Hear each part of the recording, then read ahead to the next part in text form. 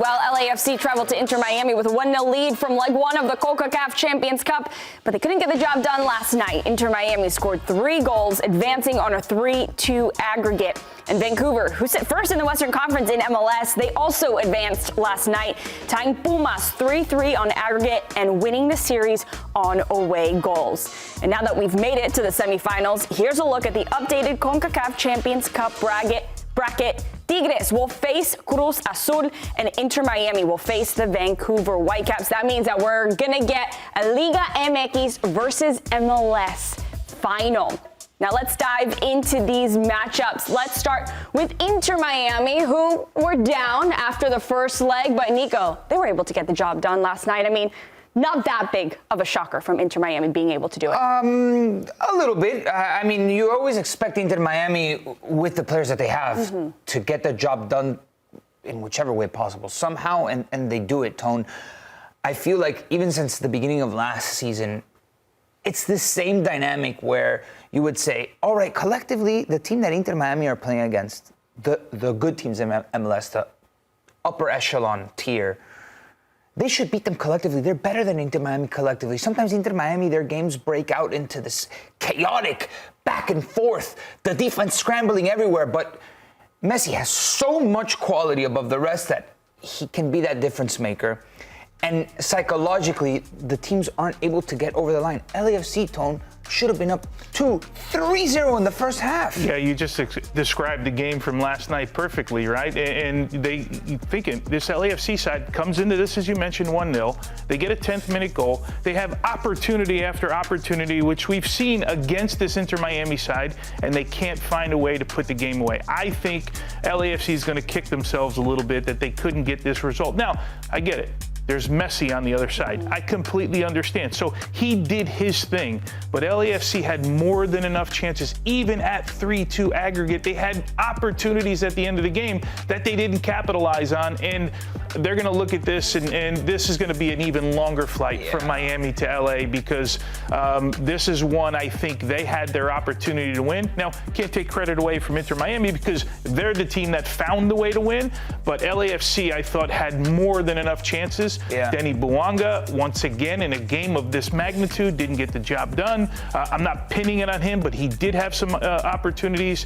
But Inter Miami, they're the ones that go through. Messi's unavoidable, right? Like you said, doubt. Messi's going to do his thing. But he competes at such a different wavelength than anybody else that the moment that he smells hope, he sees the opening, he's going to go for it. And much more often than not, he's going to get there. So shut the door before Messi can even see the light, right? Put Inter Miami away in those first 20 minutes. And LAFC couldn't do it. I think they thought they did. I think they thought that they had it done. See, but that mentality... and that's the problem. Right. Messi's... That mentality is here. You think you put Inter Miami away. They're not playing well. Collectively, they're not great. And if you think you put that away, Messi already beat you mentally. He's like, look. You know what Messi's probably thinking? It's ridiculous that they haven't put this game away. Let me take care of business. Yeah. And he does take care of business. You got to factor in like a goal and a half, right? Like that's you got to factor the Messi into this thing. Now, Inter Miami had some word. Their manager Javier Mascherano had some words to say about his guy Messi. He said he's a guy who has everything in football. He's the greatest in history, and he's still making the path and guiding the new generations beyond having won everything until the last day that he plays on the pitch. Nico, what do you make of this quote here? Accurate, of course. I think everybody steps up when Messi's on your team and the commitment to everything.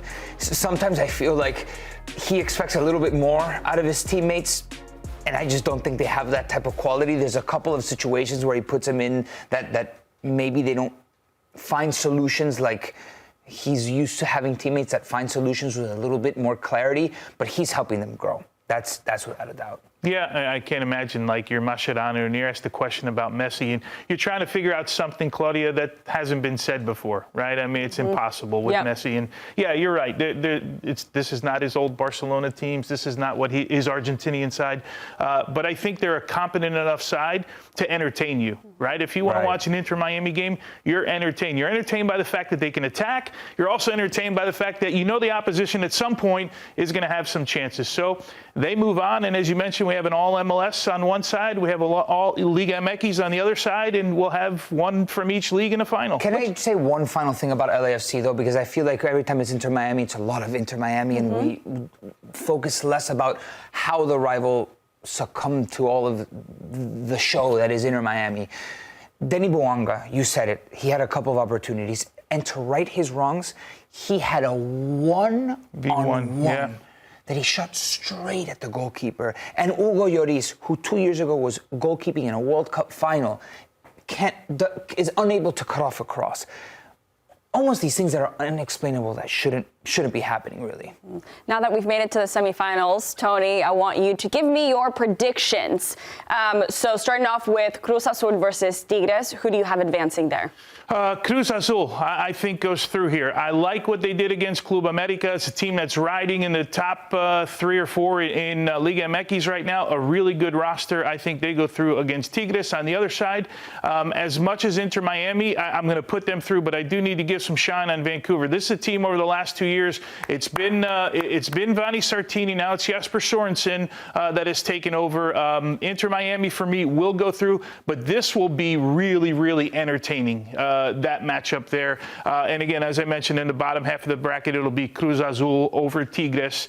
A really good side. In the end, do I get to pick a champion? Is that what we're... I think I'm going to go with Cruz Azul because of what we just talked about. If you give this Cruz Azul side the same opportunities that you gave LAFC, I don't think Inter Miami survives the final. So Cruz Azul going through. Nico, you like his bracket? Yeah, I think there's a lot of logic in Tony's bracket. Oh, it's going to be exciting to see